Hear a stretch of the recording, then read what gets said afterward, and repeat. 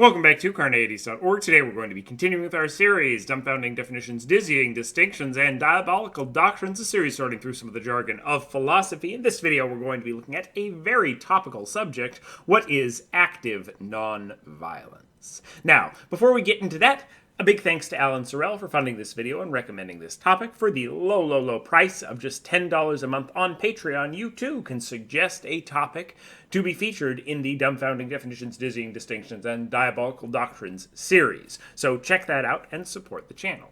Now, active nonviolence is broadly thought of as a type of pacifism. Pacifism is a philosophical position about the opposition to war or violence. So, a great deal of the pacifist tradition has been the refusal to engage in violence or war, or the outright opposition to an ongoing war or specific acts of violence, whether in certain situations or in all situations. A future video is going to look at the full varieties of the position of pacifism, but in this video, we're going to focus on a particular strain called active nonviolence. Now, there are two challenges that active nonviolence attempts to address that are often raised against the broad pacifist position. Pacifist movements are necessarily negative in that they are in opposition to something, not for something. They're in opposition to violence, they're in opposition to war, they're not for a particular solution that would be able to do the things that violence and war often do without having that violence or that war. They're therefore necessarily reactive, not proactive. They're also inherently passive, as the name might suggest. They're not actively pursuing a particular goal beyond a lack of war, at least when a war is not happening, but rather waiting and trying to prevent a war. Now, the active nonviolence movement is most closely associated with Martin Luther King Jr. and Mahatma Gandhi, and it attempts to focus nonviolence and pacifism into an active and positive movement. So one that resolves those two concerns, that it's too passive and that it's solely negative. The central tenet of active nonviolence as a philosophy is that the most effective way to enact social change is through nonviolent protest, not violent protest or revolution. This provides pacifism with a positive goal of social change. So not merely the negative goal of preventing violence, but the positive goal of some act of social change. And a range of different movements have different particular goals. It serves to make the movement active towards the goals of social justice in unjust societies, whether that's the American Civil Rights Movement or the freedom of India from colonial rule. King and Gandhi argued that this positive goal was able to bring people together around these movements and bring worldwide attention to local issues in a way that violent protests, because the tactics of both sides could be denounced as violence, that looks a lot more like a civil war than someone peacefully protesting and being violently responded to, or passive inaction, as no attention was paid to kind of the standard pacifists that simply they refused to go to war, but the war continued around them. Couldn't. So those other traditions couldn't bring the same attention that the active nonviolence movement, which took pacifism but took it in that kind of active frame of actively engaging in peaceful protest, could. As useful as this theory was to rally the masses, nonviolent action also had a kind of deeper philosophical justification. The idea was that nonviolent means should be used to obtain nonviolent ends. If your goal is peace, do not prepare for war, as to flip the famous quote on its head. Rather, you must engage in peace, you must engage in diplomacy to end a war. Even if your cause is righteous, using violence to achieve it will perpetuate a cycle of violence and revenge, giving those that oppressed you to the righteous cause of taking revenge on you for committing violence against them. So if they use violence to depose you, the cycle is going to start over. So imagine that you're a part of a group that's being oppressed, another group is violently oppressing you. If you use violence to take the power from them, they will have a completely righteous moral cause, or at least their children will, against you of saying, our land, our power was stolen by this other group violently. We have the right to take it back violently. And you get this never-ending cycle. However, through nonviolence, you don't have that cycle. That cycle is broken. You're able to say, we agreed together because of these nonviolent protests to stop this oppression of anyone. And that consensus building and that ability to resolve and break out of kind of the cycle of violence and revenge is one of the key kind of philosophical and moral underpinnings of the idea of active nonviolence as a method for social change. Now, one of the best arguments for active nonviolence is that it is effective. Gandhi was successful in gaining India independence from Britain. MLK's civil rights movement succeeded in getting the Civil Rights Act, the Voting Rights Act, and the Fair Housing Act passed. The Velvet Revolution was successful in transitioning power in Czechoslovakia. There's a range of different examples that you can look to when looking for positive examples of how active nonviolence has been successful in accomplishing its goals of policy change through methods other than violence. Now, that said, there are objections that one can raise philosophically to this movement. Most of the claims that back up this position are empirically testable. Is nonviolence actually an effective method for policy change? And does nonviolent protest actually lead to breaking the cycle of violence, or does it simply postpone it?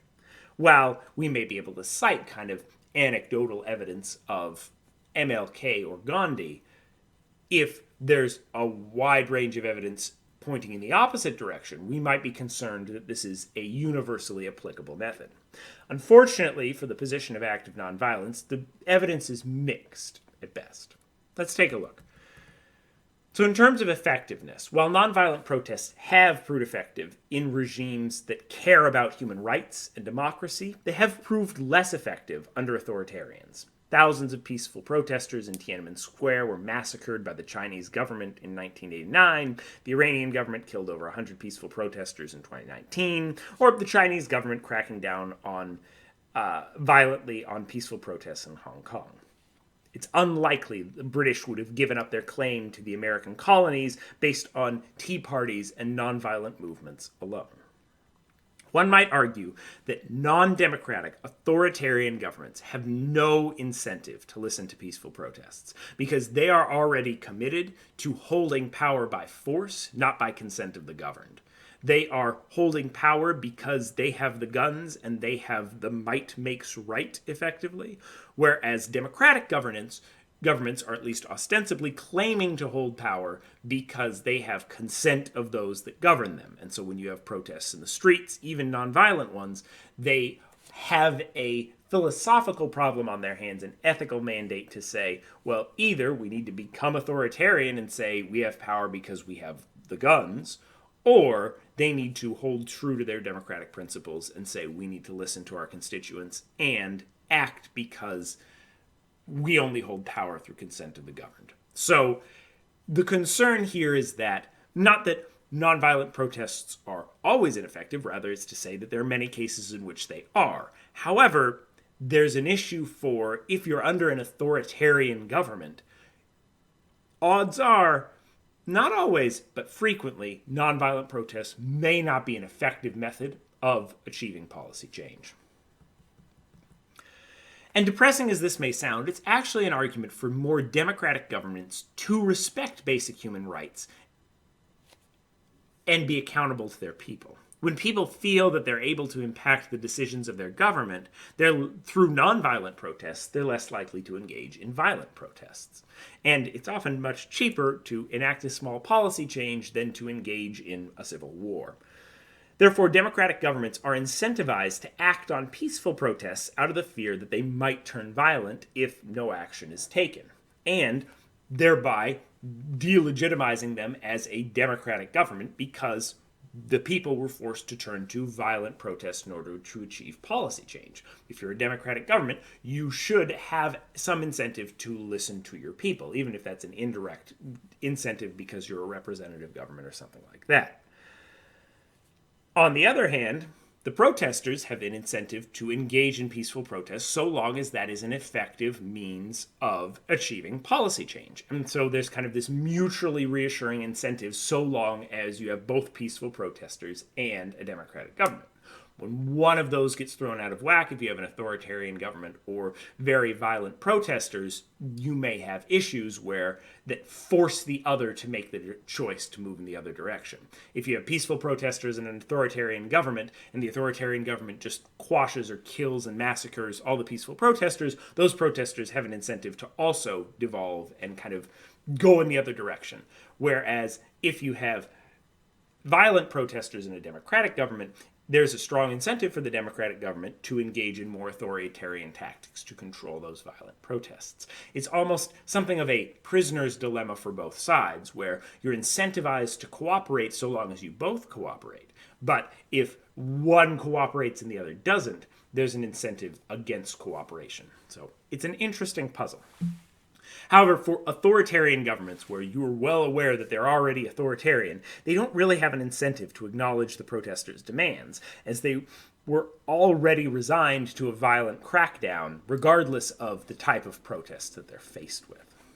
So, this is, while concerning, it's the idea that if everyone is able to cooperate and kind of engage in that cooperation side of the prisoner's dilemma, I'll link that in a card somewhere, they are able to have a better outcome. But once you have one side that kind of falls down to the non-cooperation side of that dilemma, you run into a lot of problems.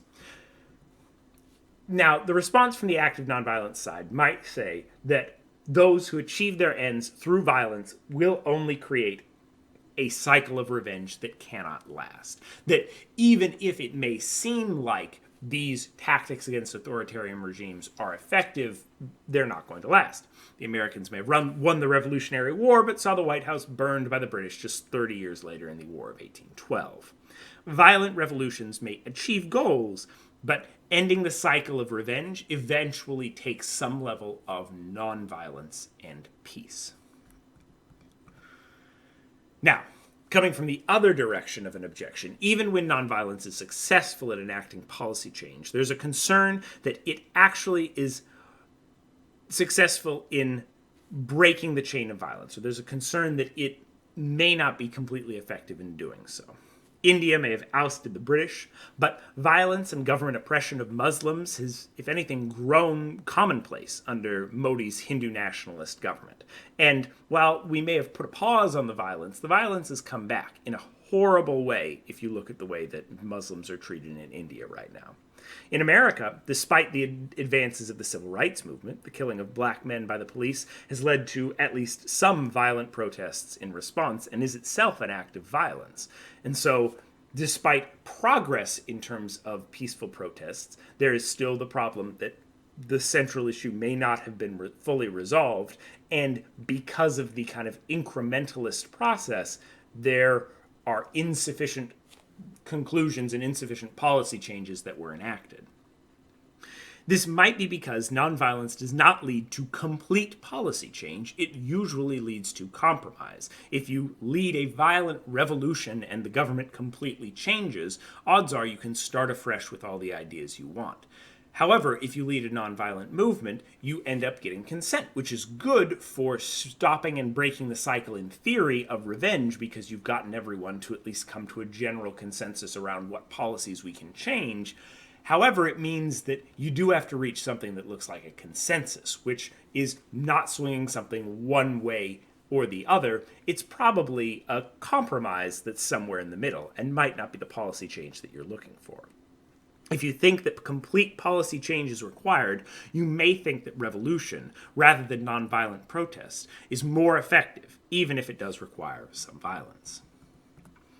The counterargument from the advocate of active nonviolence would be that democratic societies do need compromise. Swinging from one end of the political or ethnic spectrum to the other is always going to leave half the population out to dry. Even if revolution is successful at achieving goals, those goals may leave the other side full of hate and malice, unwilling to come to the table and perpetuate the cycle of violence. Violent revolution is ineffective at achieving lasting compromise. And incremental compromise can slowly move forward as time goes on with broad support. And that support can change. You may have incrementalist goals, but as long as those goals don't step back, you can keep making progress. And say, we've come so far, but we've got so far to go, as an incentive to say we need to keep working, but that doesn't mean we need to throw the baby out with the bathwater and give up on the idea of nonviolence and compromise. While radical revolutionary change often leaves out a substantial portion of the population.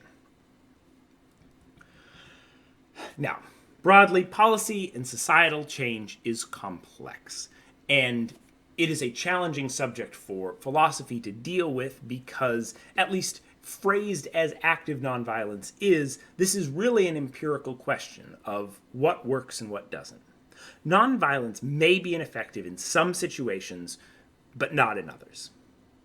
And it may depend on exactly the way that the nonviolent movement is done and the particular conditions of which that movement is happening.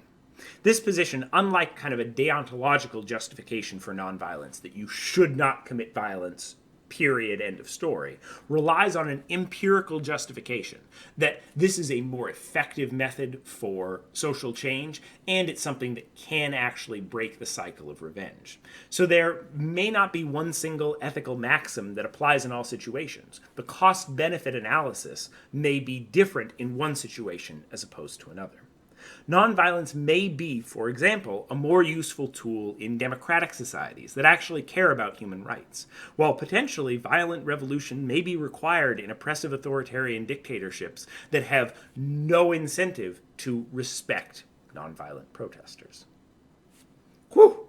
This is a rough topic, and it's particularly emotional for a lot of people right now. So thank you for watching this video. I would love to hear your thoughts in the comments. What do you think of this broad position philosophically, as well as if you want to draw connections to the current protests? Is violence ever the answer? Can nonviolence really break the cycle of revenge, or will violence necessarily rear its head again, as we've seen arguably in India and America?